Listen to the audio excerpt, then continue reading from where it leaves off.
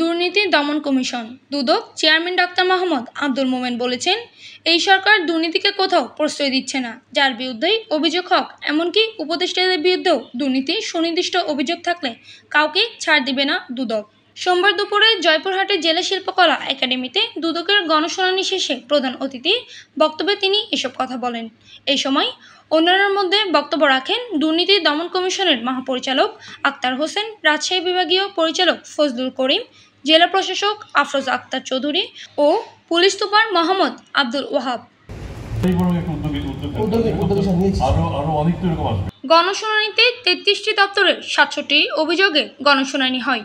শুনানিতে হয়রানির শিকার ও সেবাবঞ্চিত জনসাধারণ তাদের অভিযোগগুলো বিভিন্ন দপ্তরের প্রধানদের উপস্থিতিতে কমিশনের সামনে তুলে ধরেন, আর দুদক চেয়ারম্যান তাৎক্ষণিকভাবে সমাধানের সিদ্ধান্ত নেন।